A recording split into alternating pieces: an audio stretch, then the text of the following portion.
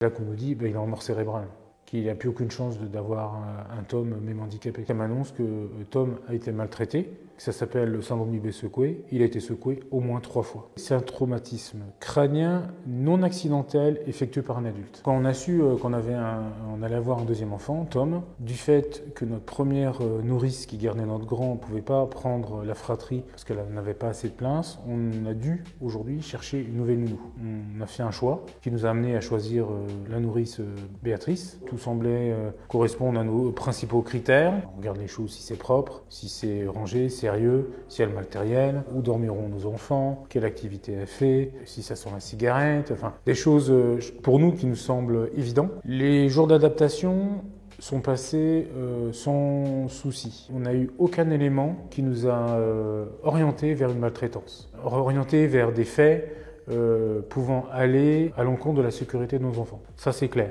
En fait, donc le premier lundi 15 septembre, on a mis nos enfants. Moi, je l'ai récupéré la première fois le vendredi 19 septembre. Tom était allongé sur une poussette avec couvert d'un simple torchon de cuisine, pas son manteau, pas son pull. Et quand je les ai rejoints, il était d'un blanc pâle. On voyait qu'il n'était pas bien. Il venait d'être secoué. Donc ça, on l'a su bien après. Donc, on me confirme que tout s'est bien passé. Dans le cahier de lésion, c'est marqué qu'il n'y a aucun problème, il a bien bu, etc. On n'a eu aucune remarque sur des problématiques de pleurs, problèmes de difficultés pour manger, des problèmes de difficultés pour jouer, que ce soit pour mon grand ou pour Tom. Chaque enfant est particulier. Tom a la particularité, il ne pleurait pas, à part pour réclamer son biberon, mais c'est chose classique. Et il passait beaucoup de choses par le regard. Et que quand je le portais dans mes bras, et il cherchait notre regard. Il le regardait, il ne cherchait pas l'extérieur. Et il était extrêmement souriant. On m'appelait Tom le Bienheureux. Donc ça, c'est vraiment sa particularité. Et quand je suis allé chercher Tom le vendredi, j'avais plus cette connexion-là. En plus de l'aspect physique extérieur de sa pâleur, cette connexion n'existait plus. Mais j'avais pas son contact du regard. C'est une particularité des symptômes du syndrome du bébé secoué. Hein. C'est ça. On a perdu du contact. Le lendemain matin, dès 8 h, on est chez notre médecin traitant. Il conclut à une pharyngite. Il a la gorge en fait irritée et en fait il a dû vomir plusieurs fois aussi chez la nourrice. Dû au vomissement en fait, sa gorge a été irritée. Donc il a conclu à ça. Il n'y avait aucun signe extérieur aujourd'hui de maltraitance, ni bleu, rien. On a eu un week-end un petit peu difficile. Il avait des difficultés à boire, à prendre ses biberons. Mais quand un bébé est malade, un petit microbe, ça peut être compréhensible. Donc on ne s'est vraiment pas inquiété. La première nuit, il a dormi dans sa nacelle à côté de nous. Et puis au fur et à mesure du samedi, du dimanche, il a commencé à un peu mieux. C'est pour ça qu'après qu'on a décidé dès le lundi, en accord avec l'assistante maternelle, de remettre nos 2 enfants chez elle, puisque c'est qu'une pharyngite, pas de fièvre, pas de diarrhée, rien de bien gravissime. Le lundi, on pose nos enfants. Moi, je dois partir sur Paris pour mon travail et je reçois un coup de fil le mercredi soir de mon épouse pour me signaler que Tom a été emmené aux urgences pédiatriques, l'ancien hôpital de Belfort. En fait, pendant la journée du mercredi, elle était en relation par SMS avec cette Béatrice pour prendre des nouvelles. Est-ce qu'il boit bien? Est-ce qu'il pleure? Enfin, vraiment pour s'assurer que tout se passait bien. Et on avait un discours du fait, non, il a pris que 60 ml des 120. Mon épouse m'expliquait que, en fait, non, il ne buvait pas correctement. Et pourtant, on disait, tout se passe bien. Elle a demandé à ses parents d'aller le récupérer chez elle pour l'emmener aux urgences. Donc il y a l'admission pour entrer aux urgences. Une infirmière est passée à ce moment-là, a vu l'état de mon fils et elle a demandé de ne pas attendre. Il a été pris en charge tout de suite en fait. Et l'état de Tom était critique à ce moment-là. Et la conclusion des médecins, c'est une potentielle allergie à la protéine de lait de vache. Donc il y a un lait spécifique acheté en pharmacie, puis on repart avec l'ordonnance classique, plus d'inquiétude, il va bien. Donc c'est le lait, une allergie, donc il s'est déclaré. Le samedi, il boit son nouveau lait, il boit les quantités de lait qu'il doit boire normalement. Le dimanche, pareil, il reboit normalement. Il va bien, on fait des choses en famille, on retrouve son sourire, son regard. Donc tout ce qui s'est passé avant, on l'a oublié. On est en contact avec la nourrice, on lui explique, et en accord avec elle, on décide de remettre nos enfants le lundi 29 dès 8 h chez elle. À 14 h 30, mon épouse m'appelle, j'arrive trop tard, j'entends un message sur le répondeur, comme quoi Tom a fait un arrêt cardiaque chez elle, il faut que je vienne vite. Donc je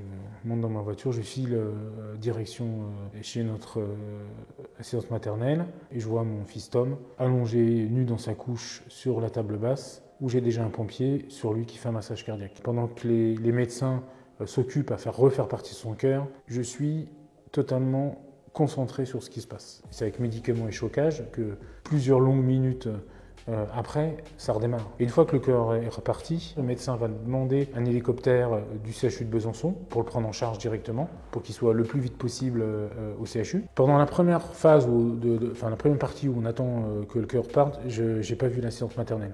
Je me suis concentré vraiment sur Tom, c'est vraiment ça qui m'intéresse. Une fois que le cœur est reparti, la priorité est toujours là, autour de Tom, mais le regard un petit peu s'élargit. Et là, je vois cette nourrice choquée par ce qui se passe, mais faisant des allers-retours avec l'extérieur pour téléphoner, etc.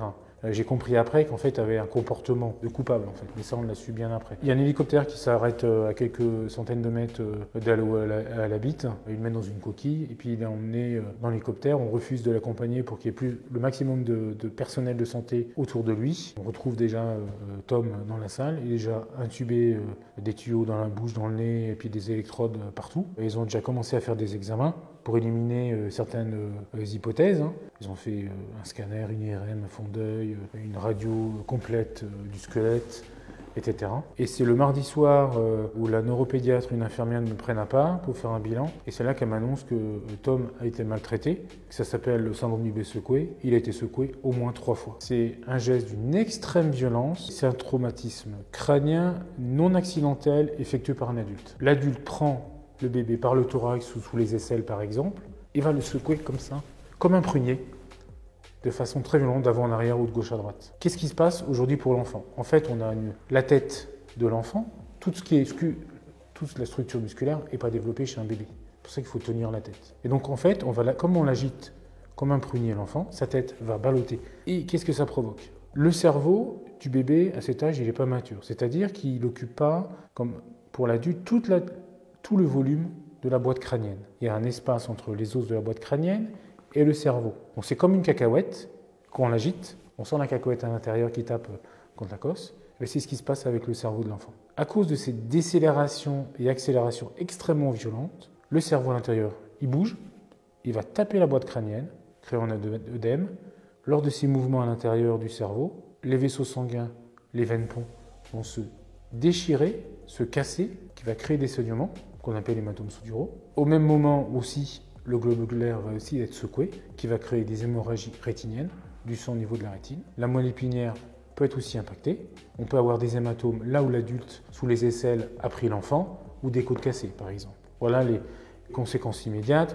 Le cerveau, s'il y a un organe mou, il bouge aussi sur lui-même, qui peut abîmer le tissu du cerveau, qui provoque des dégâts, qui casse des lésions neuronales. L'annonce est un choc. C'est vrai qu'on s'attendait à une maladie qui était plus logique. On ne pense jamais à la maltraitance quand on parle de problèmes de santé de bébé. Ce n'est pas une maladie, une malformation, X ou Y. Une fois qu'on nous a annoncé le diagnostic, on l'a pas remis en cause. On a 2 heures de questions, réponses et d'interrogations des deux côtés, où là on répète beaucoup de choses, tout ce qui s'est passé depuis la grossesse, les modes de garde, comment on a choisi cette nourrice, quand on l'a déposée. On a beaucoup de questions pour comprendre ce que c'est le syndrome du bébé secoué, comment ça arrive, etc. Et en fait, quand on secoue un enfant, les conséquences sont immédiates.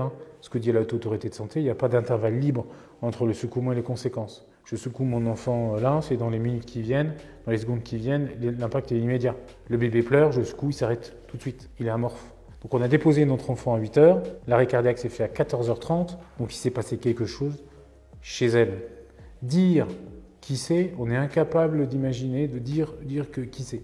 Mais il s'est passé quelque chose chez elle, ça c'est sûr. C'est pour ça que le lendemain, mon épouse porte plainte contre X. Je pense qu'on est dans une phase, pour toute cette hospitalisation, on a une phase aujourd'hui extrêmement émotive, où on a un nombre d'informations très importantes qui nous est donné, et on voit un état de santé dans notre enfant qui est dans le coma. On comprend vite qu'il ne reviendra jamais comme avant. On nous fait comprendre qu'il est dans un état extrêmement critique. On ne dit pas qu'il est mort. À partir de 12 jours, depuis le 29 septembre qu'il est hospitalisé, on fait un bilan complet avec l'aide médicale et c'est là qu'on nous dit qu'il est en mort cérébrale, qu'il n'a plus aucune chance d'avoir un Tom même handicapé. Bon, on espère qu'il y a quelque chose, mais il n'y a pas de solution à porter en final. On comprend vite que son cerveau est mort, qu'il faut arrêter cette souffrance. Donc moi je me suis posé la question, est-ce que je fais le beau choix? Je suis en train de tuer mon gamin. Est-ce que je vais m'en vouloir toute ma vie? Est-ce que comment mes enfants après vont réagir? Enfin, donc aujourd'hui, c'est pas moi qui ai maltraité mon fils, c'est pas moi qui ai créé ça, mais factuellement, j'appuie un peu sur le bouton pour arrêter sa vie. Oui, il souffre plus, mais ça c'est important. Enfin, je ne peux pas m'imaginer laisser quelqu'un souffrir, ça c'est pas normal, mais oui, mais tout le monde extérieur me dit, bah, tu peux rien. Oui, c'est simple de dire ça, mais j'ai appuyé sur le bouton. Je demande à l'équipe médicale de voir tous les examens, je me suis fait avoir 2 fois, je veux comprendre.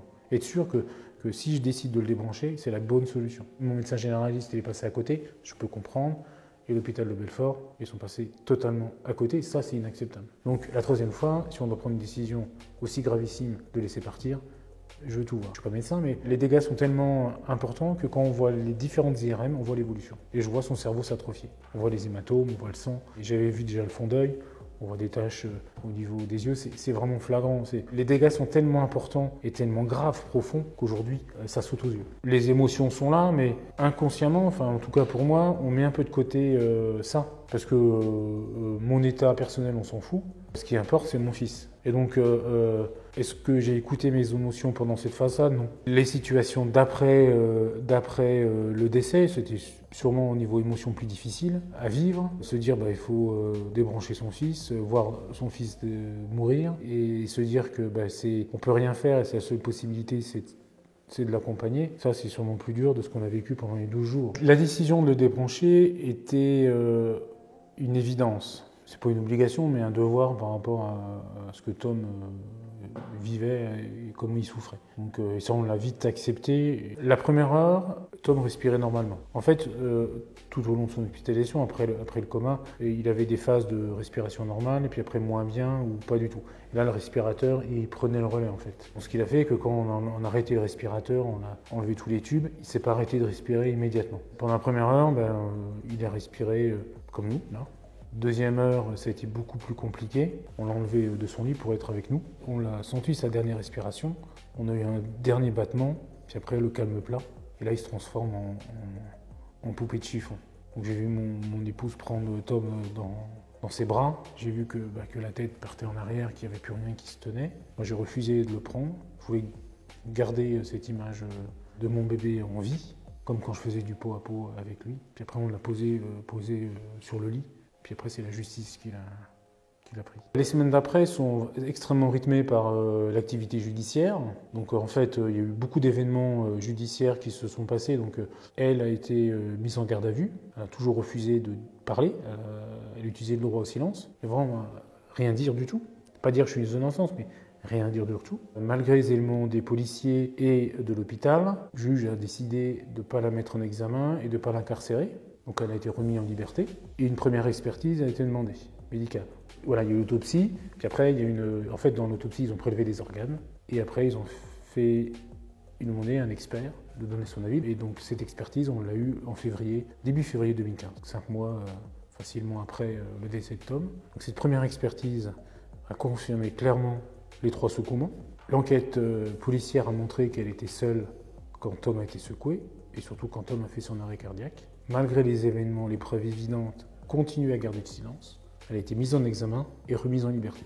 La justice, c'est clair.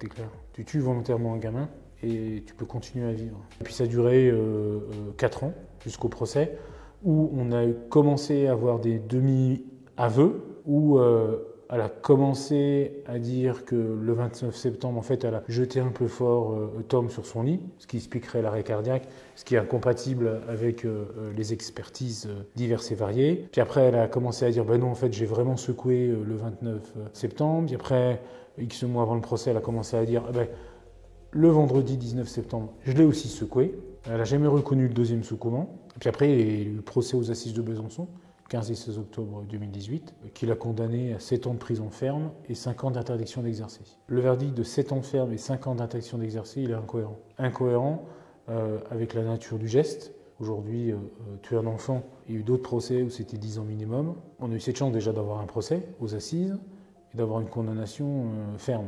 Aujourd'hui, il y a certains actes illégaux qui, moins importants que tuer un enfant, où on a beaucoup plus d'années de prison ferme. Aucun verdict ne ramènera Tom, c'est clair. Mais on a besoin de cette justice, d'une peine normale pour avoir justice, être reconnu victime. Et puis, l'interdiction à vie, elle devrait être automatique. Je tue volontairement un enfant et j'ai que 5 ans d'interdiction d'exercer. J'ai eu énormément de colère, énormément, mais j'ai pas eu cette haine. Je me suis même posé la question, mais est-ce normal ou pas? Je pense que cette colère était une chance, parce que j'ai réussi à la transformer en chose positive, en chose donner du sens à la mort de mon fils. Pour ça, je fais énormément de prévention depuis 8 ans, via les médias, via les élus, l'Assemblée nationale, etc. Donc je vous dis, ça me permet d'avancer. Avancer, c'est utile pour moi, pour ma guérison, ça a été utile pour ma guérison, puis utile pour alerter l'opinion publique. Donc moi, j'ai commencé mon deuil bien après. On se prend les émotions en pleine face, on avance, on fait 2 pas, on recule d'1 pas, on avance. Enfin, c'est extrêmement aléatoire. Et puis, on apprend à accepter ses émotions. J'ai accepté d'avoir été contraint de prendre un nouveau chemin de vie. J'avais une vie toute tracée avec toute ma famille et Tom pour vivre. Et puis, on m'a imposé de passer un chemin plus difficile. Puis, à la vie d'après. J'ai eu 2 autres enfants après. Je me suis battu pour continuer ma vie. Je me suis battu pour pas que cette Béatrice tue aussi ma vie de couple, ma vie personnelle, etc. Donc c'est une bagarre tous les jours. Hein. Le matin, on se réveille et puis on se dit qu'est-ce que je vais faire, c'est quoi mon objectif aujourd'hui. Puis là, c'est du travail quotidien. Puis on gravit les échelons au fur et à mesure et puis on arrive là où je suis, meurtri par rapport à la perte de mon fils, mais enrichi aussi parce que j'aime pas dire ça, mais il y a eu des effets entre guillemets, beaucoup de guillemets positifs par rapport à la mort de Tom. Ça m'a aussi accentué certains traits de mon caractère, cette résilience, cette capacité aussi à faire face aux choses, d'aller chercher plus loin. De ne pas se contenter de ce qu'on a, mais d'être à la hauteur d'une situation, de dire je me bagarre, mais parce que c'est aussi pour mon Tom, mais aussi pour les autres, faire face aux choses aussi, se battre pour la vie en fait.